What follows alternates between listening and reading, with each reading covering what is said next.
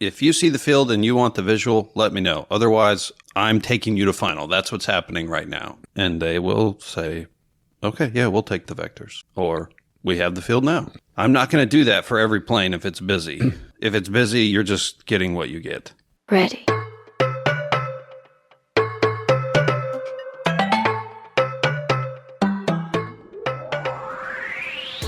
Welcome to Opposing Bases Air Traffic Talk, an aviation podcast by two air traffic controllers and rated pilots who love to talk about flying, controlling, and everything in between. The show is for entertainment purposes only and should not be used as a substitute for your instructor, your supervisor, the FAA, the NTSB, or your CAT.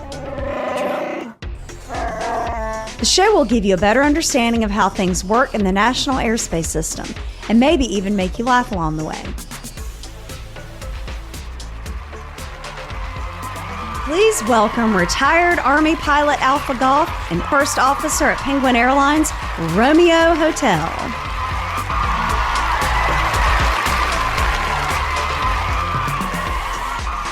It's Tuesday, December 2nd, 2025, episode 414. On today's show, we'll talk about confusing rerouting, clean up RH's dumb comment about the number of sport pilots, and read more of your aviation questions and feedback. What's up, AJ? Hello, everyone. Happy Tuesday.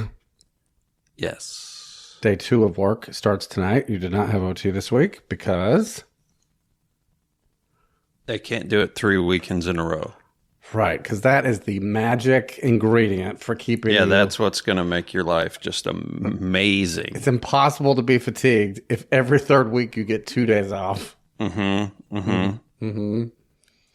Right. How was the Thanksgiving week? All the things? Everybody? Let me say something. Okay. It isn't that you aren't allowed to have 3 weekends in a row of overtime. Okay. But that is what I have chosen as saying I don't want I'm not an overtime person. Mm-hmm. That is the consolation. If you are on the overtime list and you want it, you could do 52 weeks in a row. Okay. Understood. Okay. Good. I just want to make that clear. Like there are places that are just getting it every weekend. Mm. Right. And some people are getting it all their weekends. All their weekends. That's terrible. How was your week? How was I was traffic? good, busy, had family in the house. Yeah, there was a lot going on, but it was good.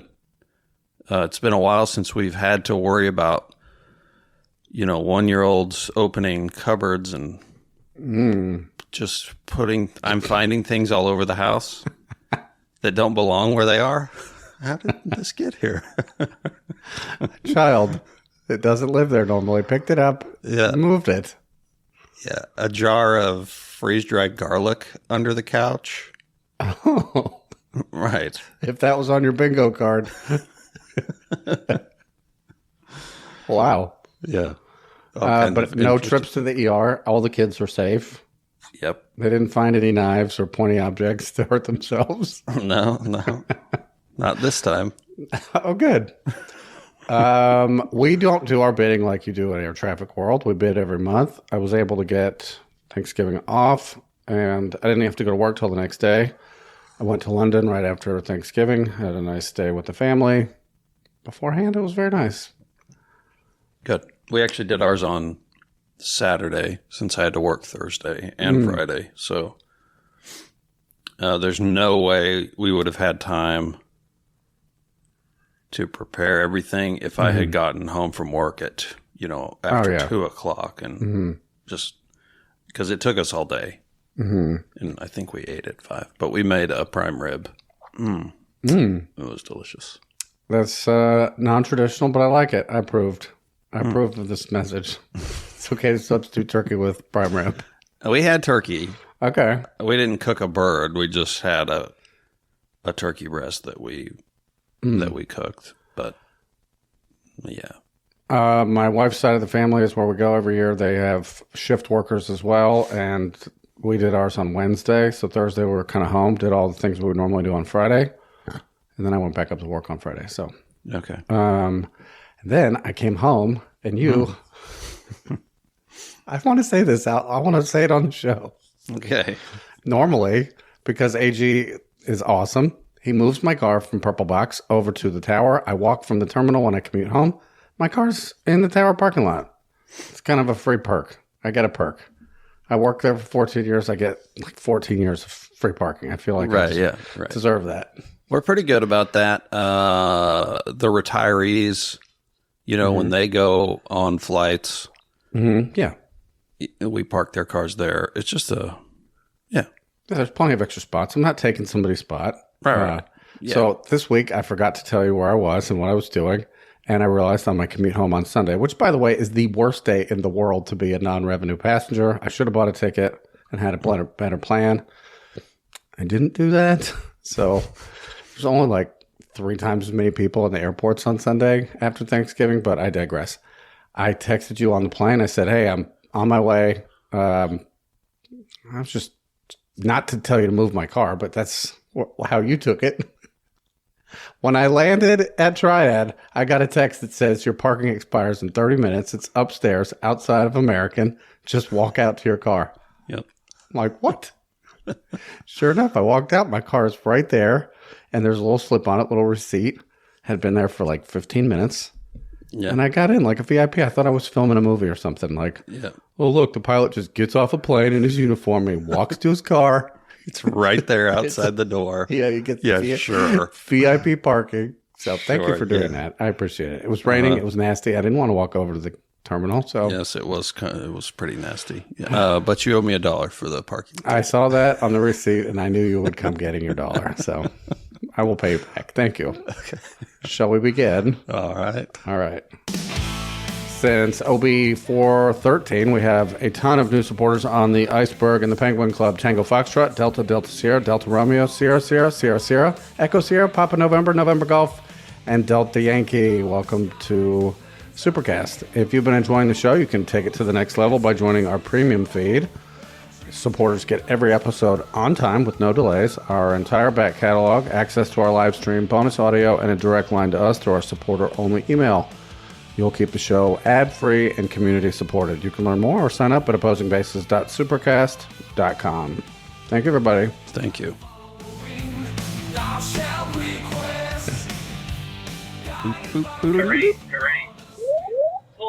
Review and announcements. We have to keep a very good pace today. We have a lot to cover. Go. The review, Pablo Lima here, 5 stars. Thank you for helping this instrument-rated private pilot, whose real-world currency expired over 20 years ago, fly on VATSIM without completely embarrassing himself. I love all the penguins at ATC too. Truly appreciate what you're doing for the NASA. As my daughter is currently in pilot training, I'll send some brags about her accomplishments in a future announcement. For the algorithm, this podcast is amazing and super helpful for anyone interested in becoming a better pilot or controller, real world, or simulation. From Amen Romans 10, 9, and 10. That is a very new and original screen or handle, whatever you call that. I like it. All right. Thank you for taking the time to do an announcement. We made some changes to the website lately. Check it out, opposingbases.com. It's very fun link. Sleek. You're going to love it.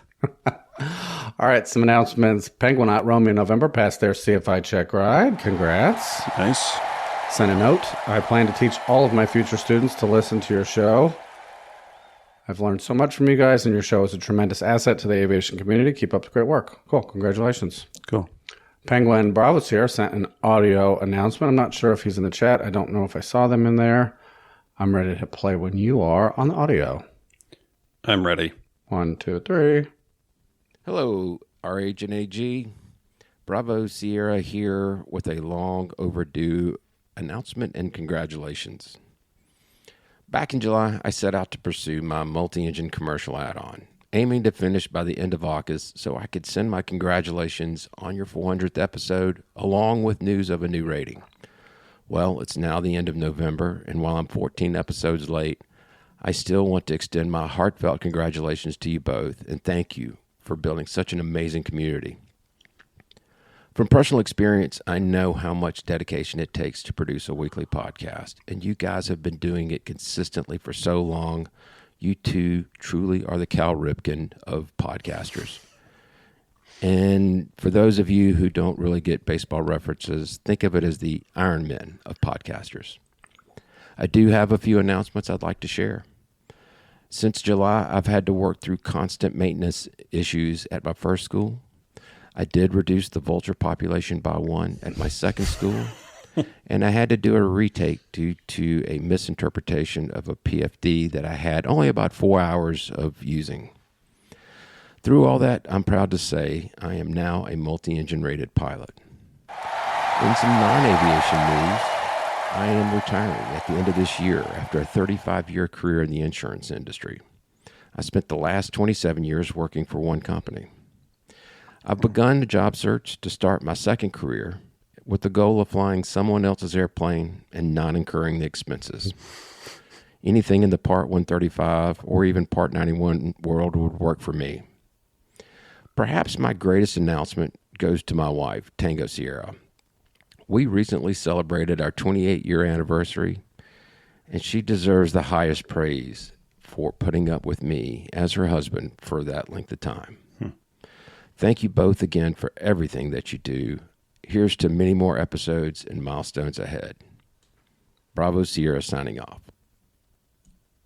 Excellent. Congratulations on the multi. And thanks for the great audio and all the kind words. Yeah, for sure. And congrats on 28 years of marriage. That's fantastic. Mm-hmm. If you know Ben, that is an accomplishment. 27 years at the same company is not a common thing either. Mm-hmm. That's loyalty. That is long-term dedication. Mm-hmm. And it probably also speaks to the quality of whatever company that is, that people are willing to stick around that long. Exactly. Yeah. Yep. So that's cool. Thank you, Bravo Sierra. All right. Number 3 from Penguinaut Julie Charlie. They passed their private pilot check ride. Congrats. Congrats. Change some volumes there. Sorry about that. I planned to... I was on the wrong line. Some highlights. They sent many highlights of this check ride. I whittled this down. These are great highlights. I just couldn't read them all on the show.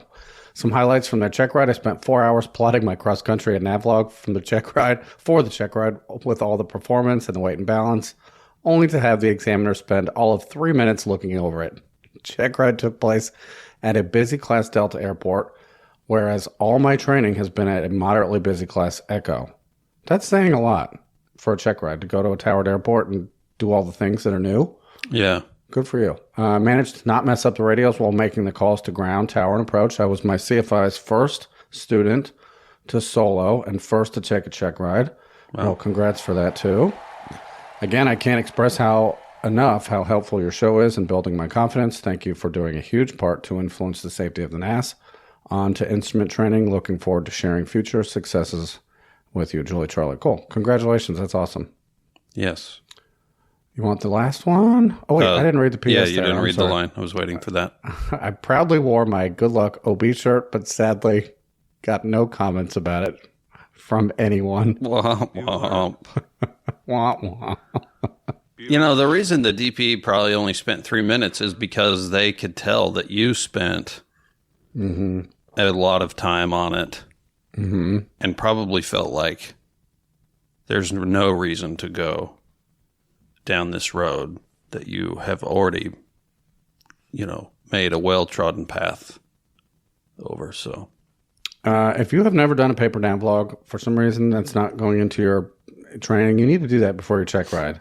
And at least be able to demonstrate how you got a couple of the points figured out. E6B, old school. I know the EFBs do that all for you now, but it is nice to know that you can do it and understand how these headings get derived from the data. Yes. All right. Number 4. What? No, that's it. Go ahead. That's it? I was saying go to 4. My bad. Okay, I'll go to 4. I made a noise, and I'm sorry. Okay. Didn't mean for it to be an interruption, but here we are. I can't live like this. Number 4, Penguin Not Tango Charlie. In OB412, you suggested that there were only a dozen or so.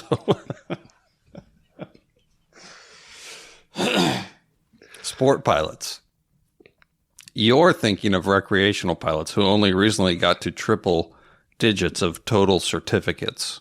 That is what I was thinking, and I apologize. I meant no offense. Okay. Active recreational pilots probably really could meet in a restaurant or at most a hotel ballroom. There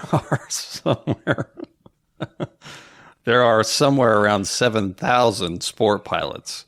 More interesting is that there are many private pilots who, for various reasons, primarily related to medical and insurance considerations, that make even basic med a hassle, who are exercising the privileges of a sport pilot and flying on a driver's license. Huh.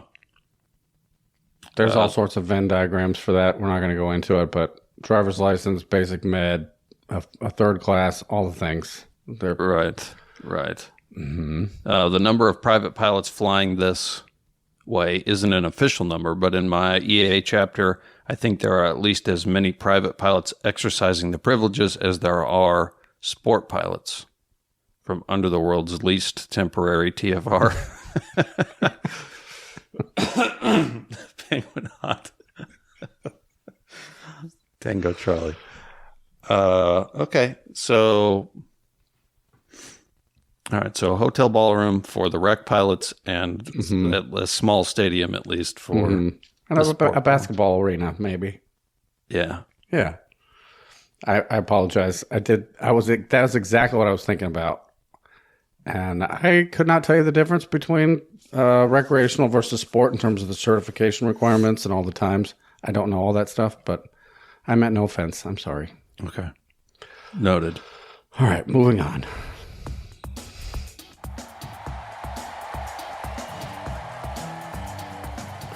Timely feedback.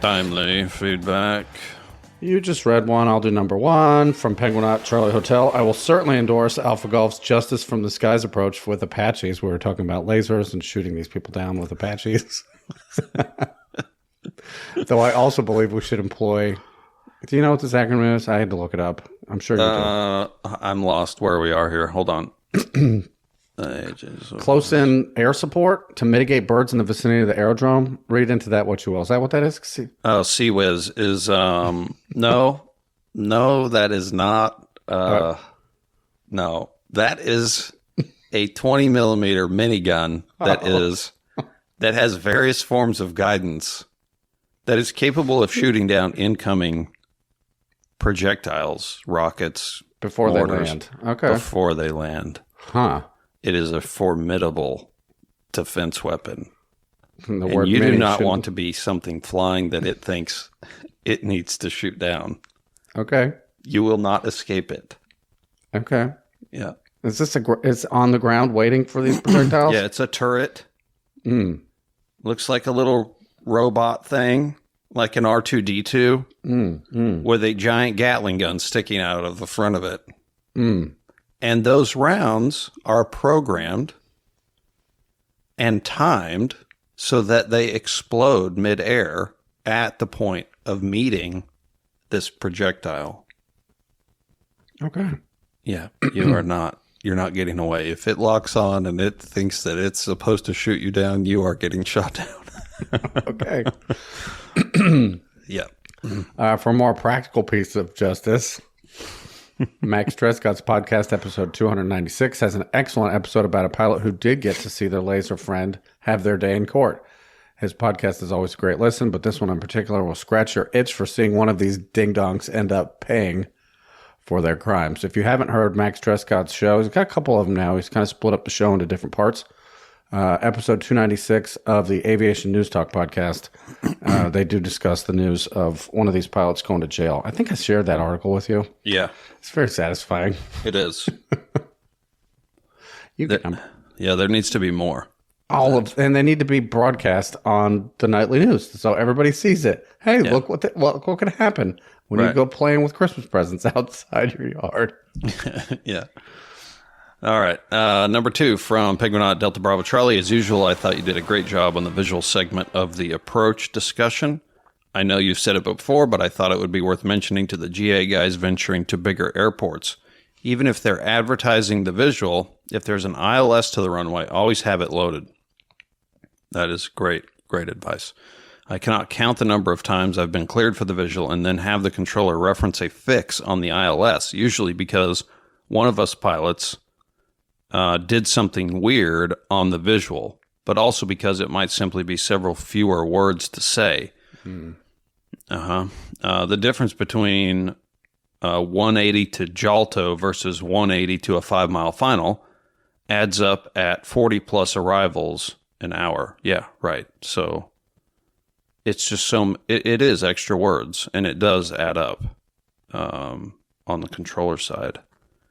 Especially at some place like the Bravo of Brotherly Love or French Garbage International, where they're doing opposing visuals to one runway and running visuals to a crossing runway. Shout out to the Brotherly Love controllers. Absolutely the best on the East Coast. Interesting. They crush that scenario there. They do have a very easy to cause problems crossing scenario. If something goes wrong, it's going to get dicey. And they do a great job. Okay. Excuse me. I did enjoy... Sorry, I just noticed that someone left a hot mug on my desk, and there is a ring now in the finish of my desk. We have to stop the show. We're done. It's done.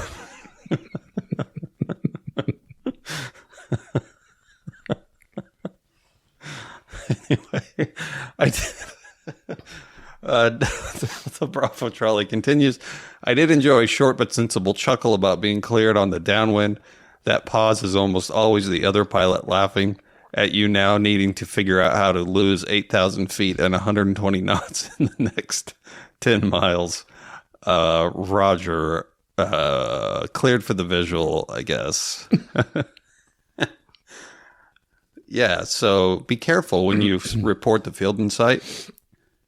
You should be, from that point forward, confident in your ability to navigate the plane. Because if you report the field, the controller may call your bluff and just clear you for the visual and ship you to the tower right then. Let me be very specific about this. For the pilots that are used to going in and out of Bravo airports, calling the airport on the downwind will get you laughed at. They don't care. Great. Perfect. You're still getting sequenced. Yeah, let me know in 35 miles when you've flown the opposite direction of the airport. Yeah.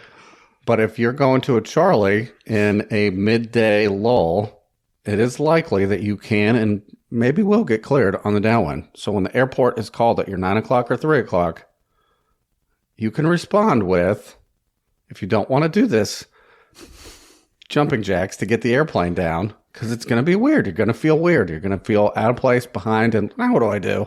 And the other pilot's going to laugh at you, but you did it to yourself. What you could say, hey, can we get vectors to right outside the final approach fix? Unkey. Yeah, we could do that. Descend and maintain, and then they'll give you a left or a right turn, which is essentially a big base pattern, base to final. Yep. And then they do all the hard things. They get you down. They get you could fly the plane and get it configured and slow it down, but you don't have to figure that all out on your own. Sometimes if it's not busy and there's just a few coming in, I'll ask the pilots or just tell them, hey, if you see the field and you want the visual, let me know. Otherwise, I'm taking you to final. That's what's happening right now. Mm-hmm. And they will say, okay, yeah, we'll take the vectors. Mm-hmm. Or we have the field now. I like that approach. I like that. I'm not going to do that for every plane if it's busy. Sure. If it's busy, you're just getting what you get. Right. Okay. Do I get number 4? Yeah. Or number 3? From Penguinaut Delta Sierra Romeo. Interesting listening to your challenges. We pilots the challenge of flying without a EFB or a location device, GPS type thing. As we pilots in the 51st state are required to use paper maps on our flight test, private and commercial, although my commercial DP did check. I knew how to use a sectional before we started flying, but asked how I would They asked how I would do my planning in a real situation, and I told them ForeFlight. So the examiner said we would use that in our flight test. So that's good. That's a real world application. Hey, I'm not going to force you to use this paper method. What do you normally use? This is what we use for the test. And it happens to be an EFB. So having done most of my flying in the mountains north of the Potato State, using landmarks was easy. However, when I ventured east over the big bumps to do my long cross country for my commercial, I appreciated how difficult the sectionals could be looking over hundreds of miles of flat land with equally sized square fields of the prairies. Yeah, that's tough to navigate with pilotage out there. It is. Because there's nothing that's different. Yeah, and then to make it worse, the power lines tend to follow these square roads. You know, you don't get these crazy, like, diagonal, just going through the middle of everything power lines. Mm-hmm. There's very little to look at out there. Yeah. I get now what the 51st state is. It took me a minute. Context clues. Please explain it to me, because I'm still catching up. Well, north of the Potato State, there's... Okay. I was thinking like an island. So was I. Know. Okay. But which is not, clearly. North of the Potato State. I mean, I guess if you went north long enough, you'd come back around, maybe. Yeah. All right. I got it. Okay. Very good. Moving on. Fancy jet music. Moving on.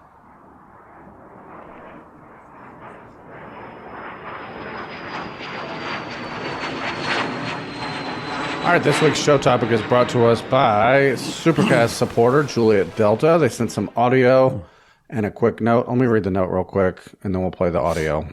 That'll help you catch up. I got a couple screenshots on there. If you want to put one or two of those up on the on the screen, feel free.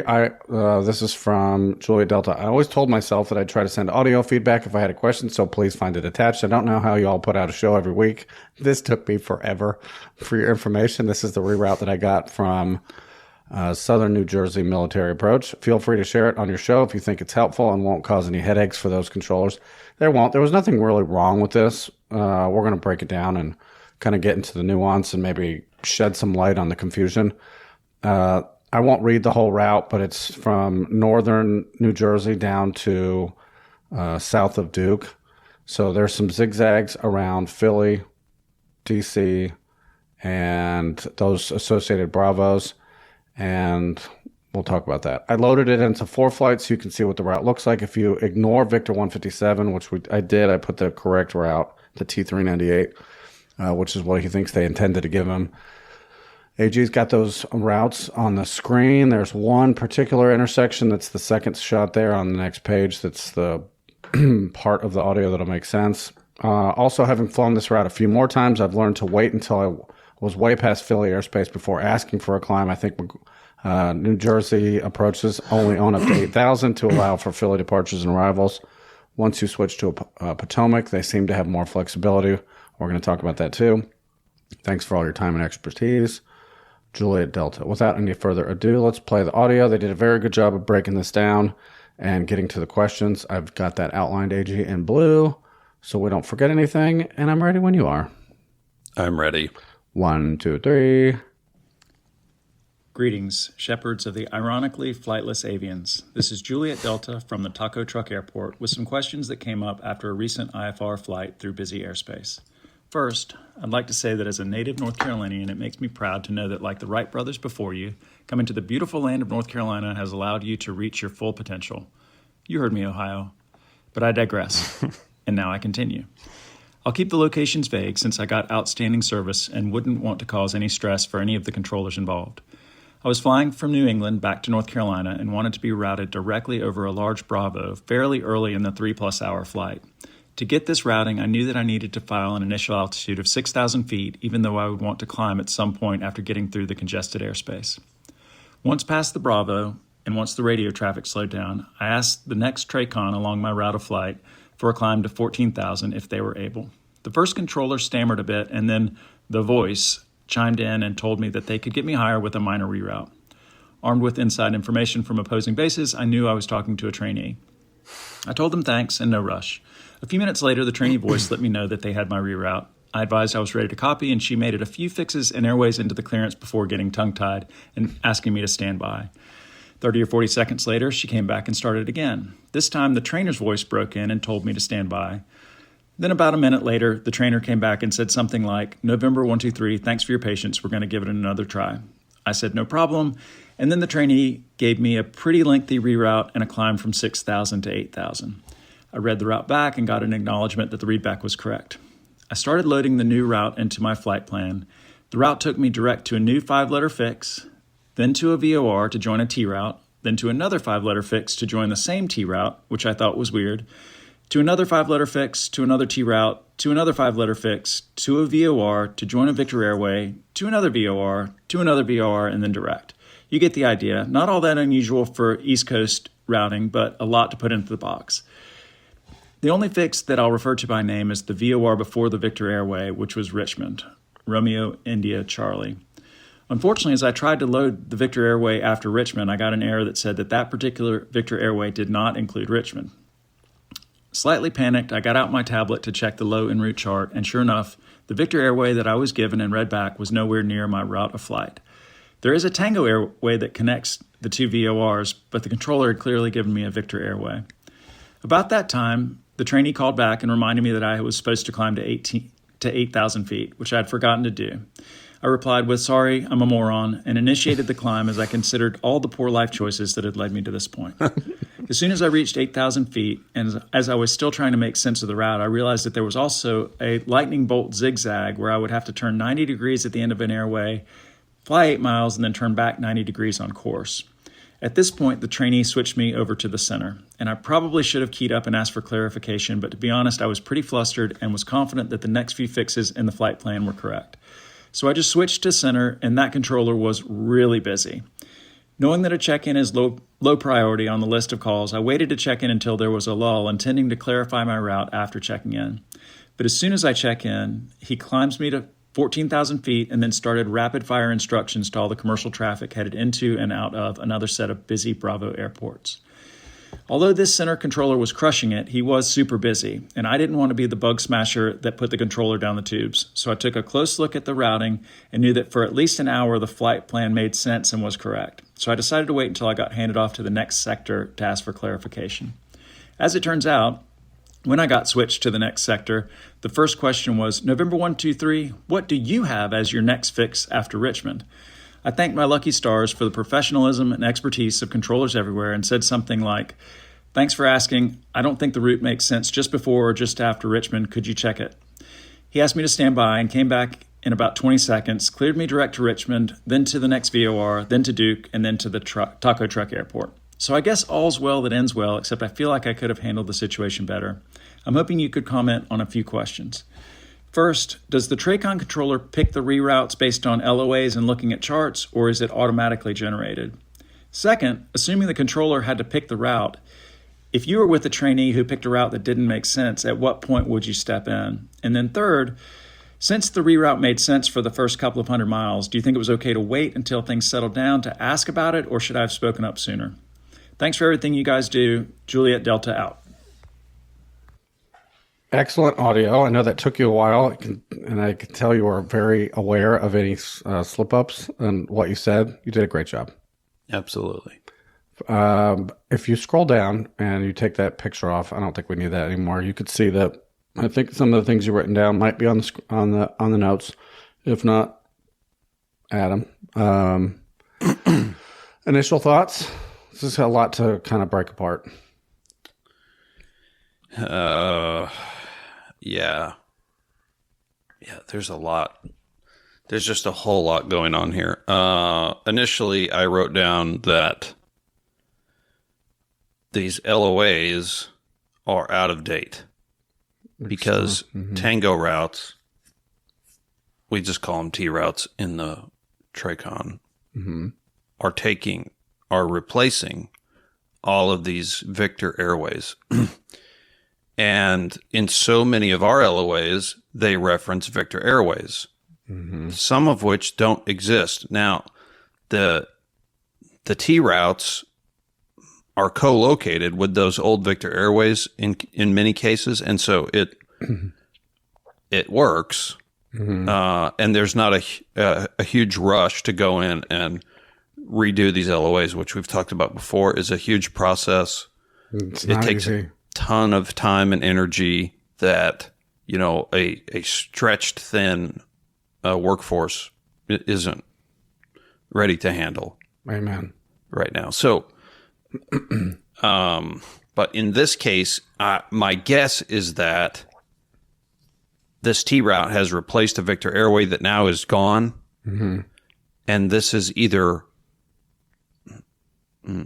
I would guess, not plus routing, not computer generated routing, because it wouldn't allow it.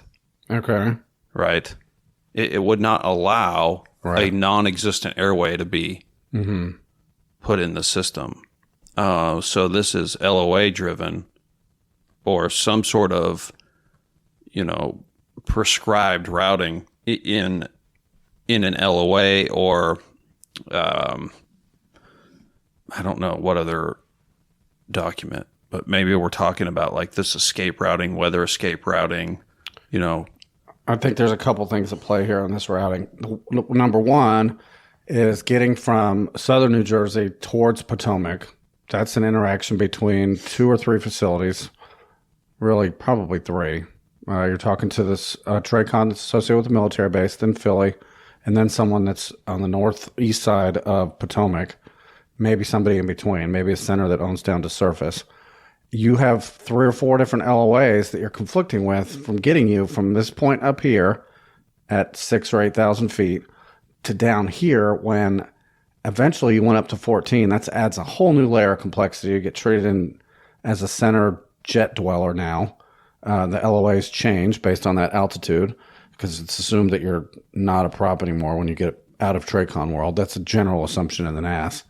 I think the original reroute would be even harder if they put in, let's say they used Victor Airway logic to get you from legally out of their airspace to the next sector. And then it spits back this really long, there could have been something that was PDR driven in there down the road that was misread. And the reason I bring that up is that the trainee would have maybe a very basic understanding of the fixes that are within 20 miles of their boundary. But outside of that, they have no clue this route is wrong. Even the trainer wouldn't know. No one would know that. Right.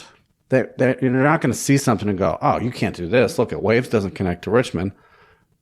I don't know that. And I've flown over that fix 1,000 times. Yeah, right. Right. Yeah.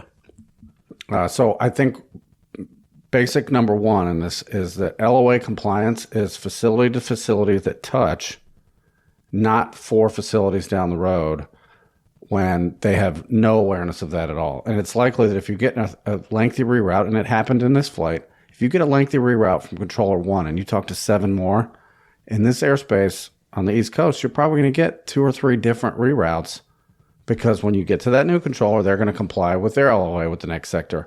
And that behavior continues as the flight goes on. Yes. Did that trigger any more of your notes?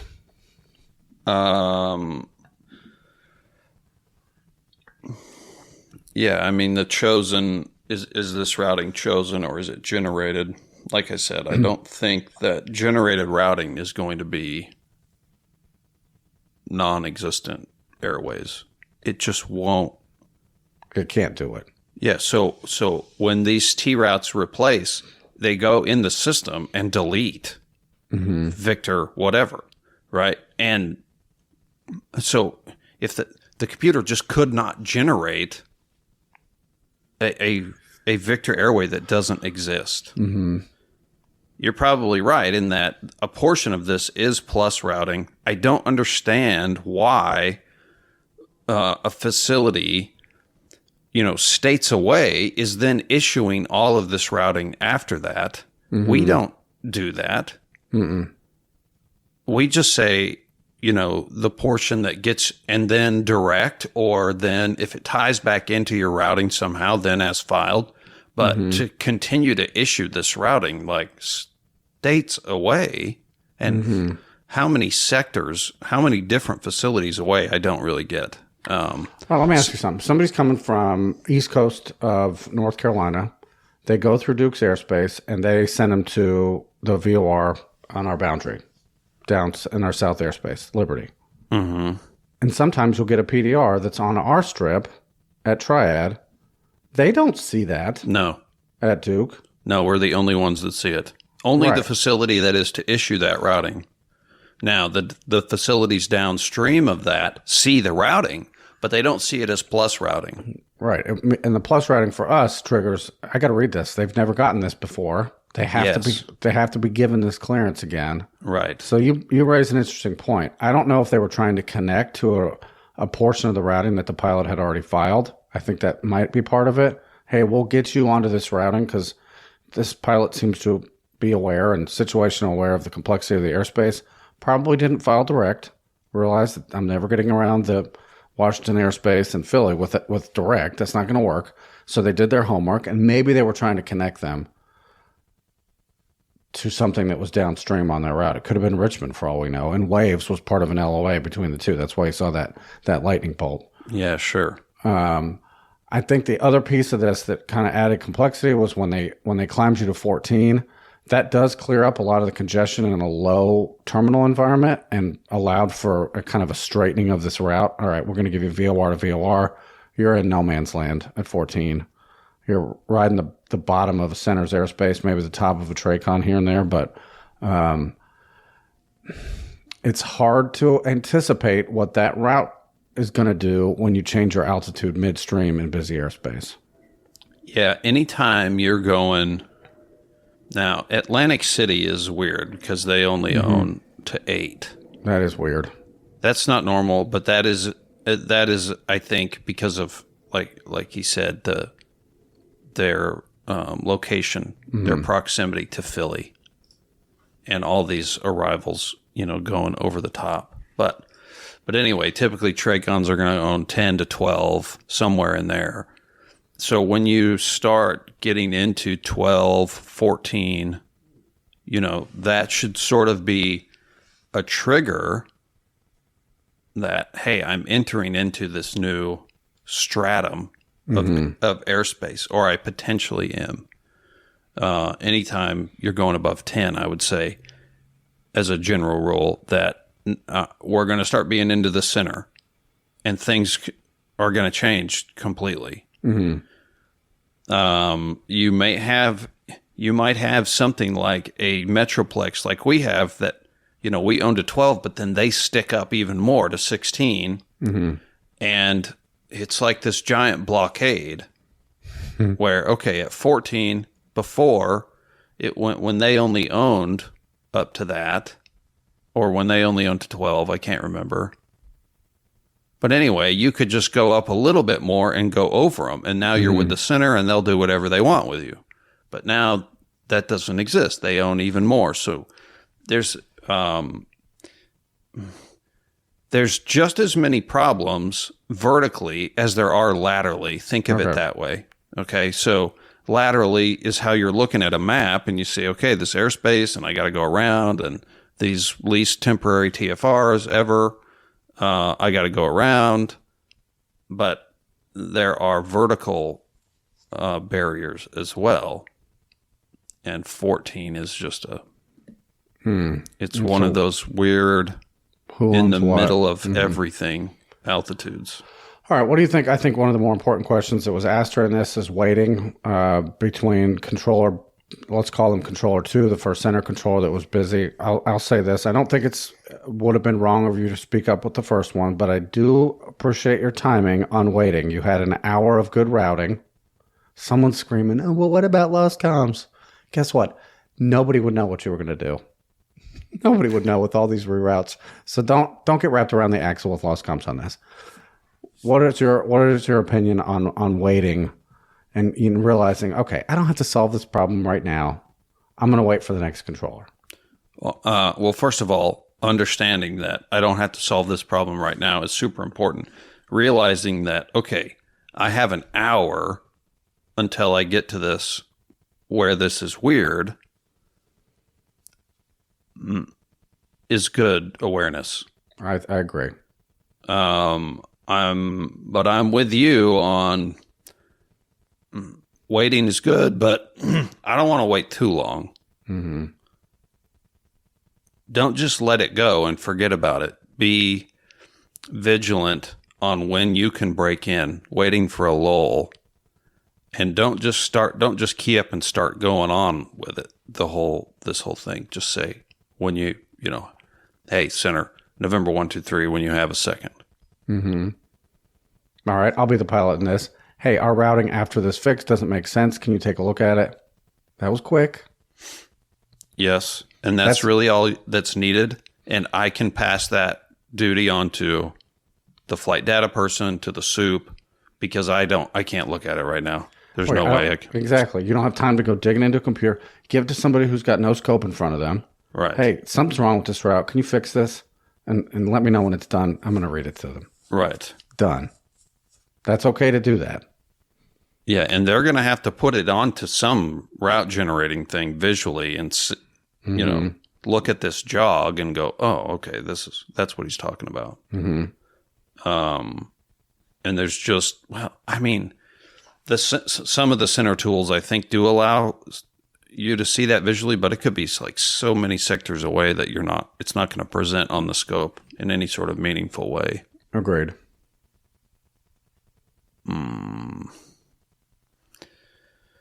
What else? Yeah, lost comms. Lost comms. Man, I don't know. You can just what if that to death. Exactly. You could say that. There are so many points in a route or in a flight where, oh my gosh, and okay, you do lose comms and you didn't get the route fixed. Do the jog. I don't know what else to do. That's what I would do. Mm-hmm. This is my route. I would do the little jog. Or if you're VMC, we always say that step one in lost comms. If you're VMC, stay in it and land. Get off of the scope. Right. BVFR. You have to get because now this routing is the least of your problems. Exactly. And to continue in the flight, an hour and plus, maybe 2 hours more, Nordo, assuming that it's going to be IMC, that's like you said, we could what if that to death. Someone screaming, the book says. Okay, you're very aware. You knew you had a lot of time to figure this out. I think your situational awareness with the controller's level of traffic and busyness was good. And I think the timing worked out in this. If you are unsure as a pilot, I don't know, I don't want to make that call, then speak up. The next available sector, when you realize there's a mistake in the routing, this zigzag doesn't make any sense. By the way, this Victor Airway doesn't even join my route. Just speak up and say it. Hey, my routing doesn't make sense. Can you take a look at it? The end. That's going to put them on the task. They're going to fix it. Right. I think the way it worked out, because the sector that gave you the route and climbed you to 8 to get you out of their airspace, it's probably not ideal. They're handing you off. The center's taking you, and they want to climb you out of the airspace. And now you're in this conversation that, I don't know, maybe there's not time to have it and keep you in the airspace. Like they need to, you need to go on to the next sector. And they're giving you away. There's not a whole lot they're going to do about it anyway. Agreed. So if they've climbed you to 8, you're in a handoff status. And if you're in a handoff status or the center's already taken you, they can't change it anyway. Right. All the best they're going to do is make a landline call to the next sector and say, hey, check their routing at Richmond. Or something to that effect, which is a possibility. I guess that could happen. But if it's me working that and you say, hey, this routing is, somewhere down the line in an hour, I got to look at this route. I'd say, ask the center. Exactly. I don't know that they're busy. So I think that would have been okay. Yep. Any other closing words on this one? I think we answered all the questions at the bottom there. Yeah. So does a controller pick the route on LOAs? It sometimes it's neither. It's not an LOA or a computer driven thing. We do it every day. We give a reroute that goes around Metroplex that is not part of anything. It's just made up. local. Yeah, it's just local knowledge. So that can be at play also. These East Coast reroutes, though, can get crazy. They used to do this to us all the time, down at like 4,000 and 6,000. And it is so extensive. I mean, you're talking about like 15 fixes. Like, what are we doing? I just don't understand how it could be so complicated, and how a sector just hundreds of miles away knows what this routing is. It must just be so, I don't know. Anyway, somebody that's in one of these sectors, please help us out with how and why this is happening. Does the trainer step in to fix the routing? Yeah, I mean, you can't let the trainee assign bad routing, let the pilot accept it, and then ship them off to the center, or just like, and then come back and go, hey, you did that wrong. No. Right, which is why I think they didn't know. They had no idea. Yeah. Right. They read what they had, and that was it. They thought it was fine. Yeah, and was it okay to wait? Yes. I think it was totally fine to wait. Excellent. Juliet Delta, thanks for putting the audio together. I think you did a great job. I've said this, and I got into a back and forth with a supporter on a route choice in the Northeast, and I tackled the question via email. I'll get to the end of the story. All the things that I thought I would do correctly to plan the routing on this very complex East Coast route didn't work. The center gave them completely different routing than I had guessed they would get. So I thought I had a solution. It didn't work. All this to say, despite your best efforts and all the pre-flight planning, I understand why some pilots say, it doesn't matter. I'm just filing direct. I'll wait to see what I get. We don't endorse that. We want you to do a little planning and be aware that you're not going to go across these two Bravos on the screen. You're going to go around them. But I also understand the frustration because the center spits out the computers, not the people. They're not doing anything harmful on purpose. The computers spit out some funny routing that makes no sense, and you can't predict it, and that's just the way the system is built. Especially with the disappearance of all these VORs and the T-routes replacing them, I think it's going to take years before the system catches up with the loss of all these VORs. Because the system is kind of built around those, and they're all going away. Yeah, the LOAs for sure are way behind. Way behind. I mean, just in our airspace, there are numerous ones that just don't make sense anymore. Right. And one day they'll get to them. One day. One day. All right. Very good. Moving on.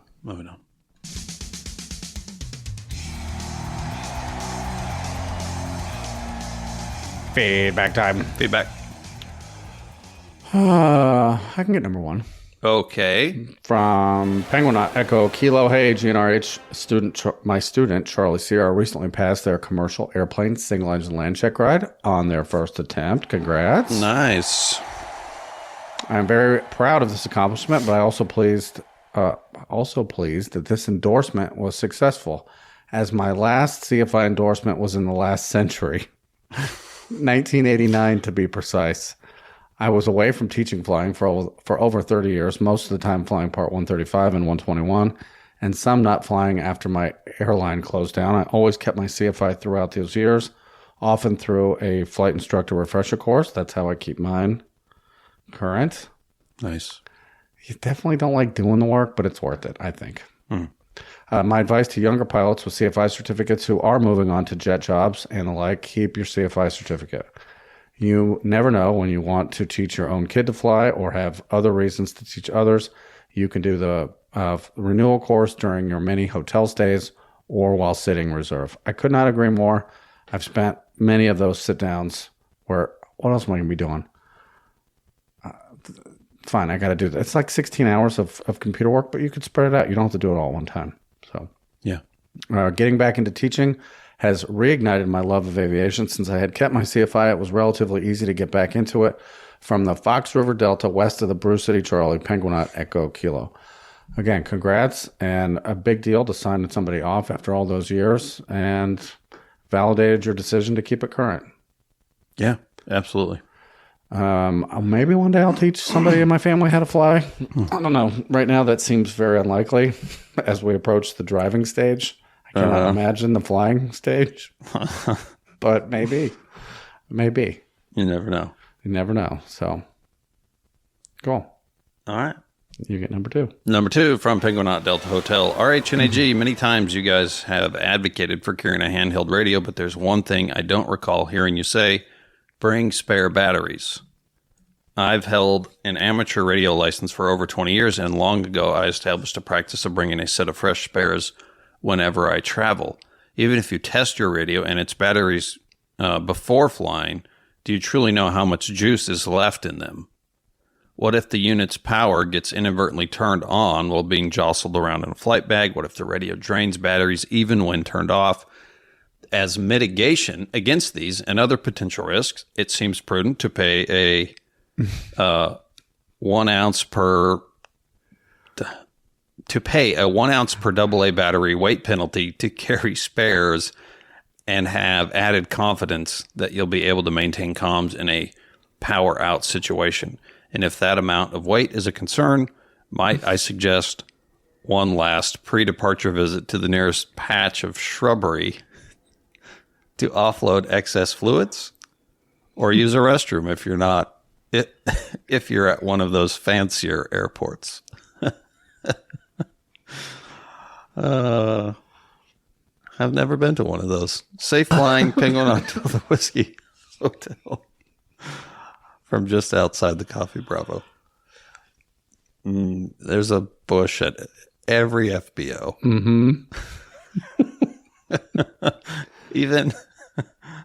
Even Memphis during a FedEx push, and the FBO is like show central. Have you ever seen that? It is right. That FBO is like right in the middle of everything. It's at the intersection of the world. This is a wildly specific story. Were you at this FBO in need of a restroom that you couldn't get to?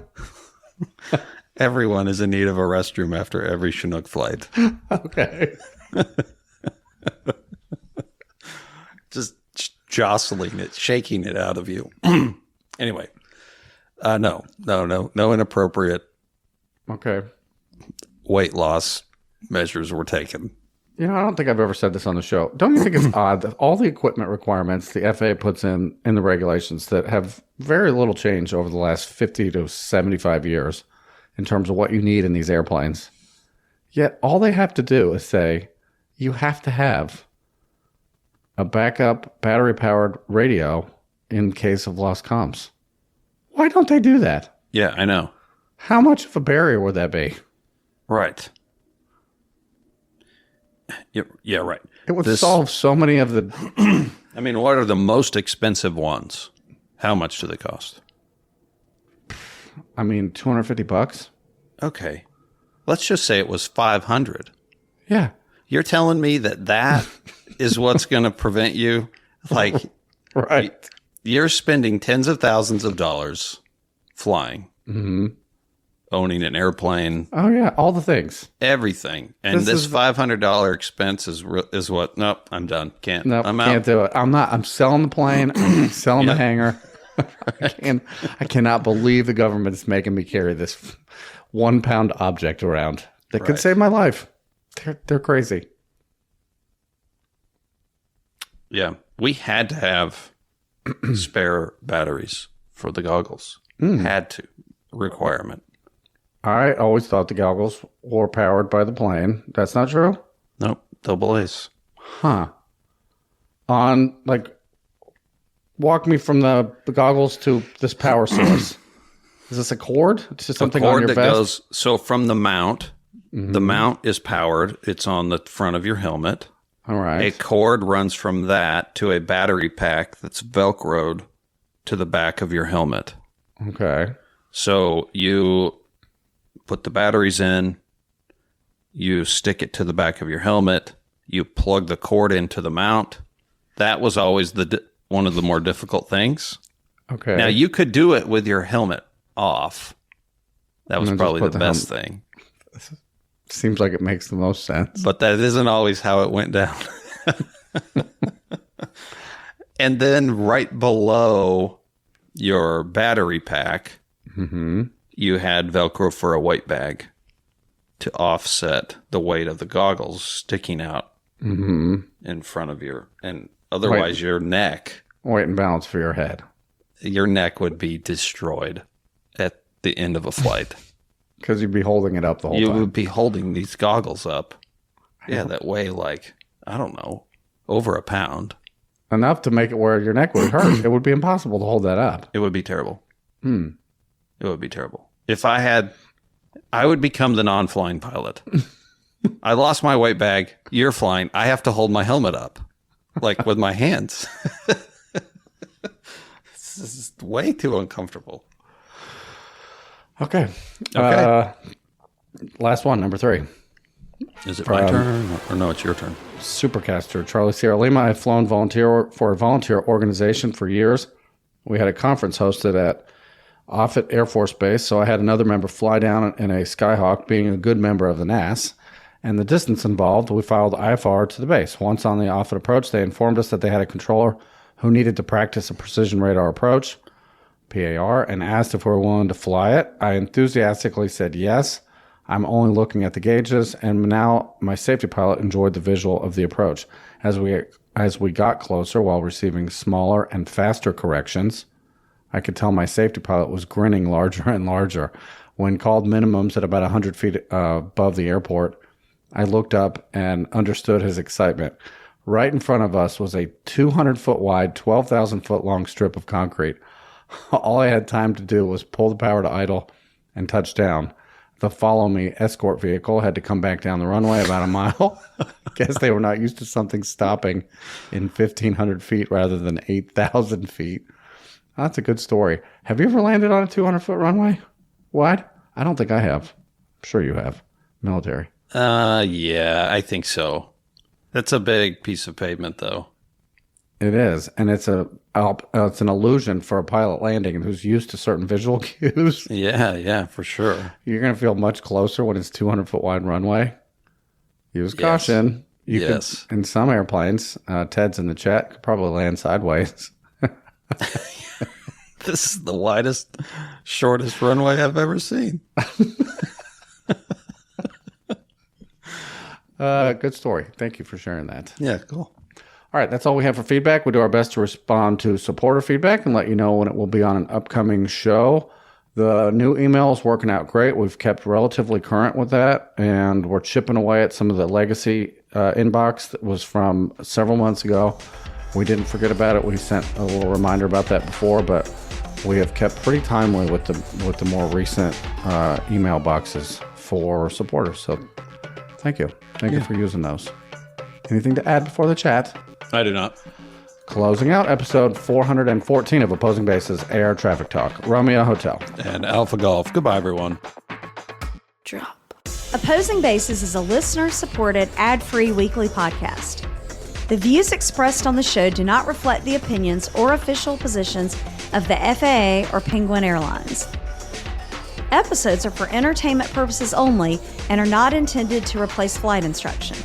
To get on-time access, bonus content, and full archive access, join the crew at opposingbases.supercast.com.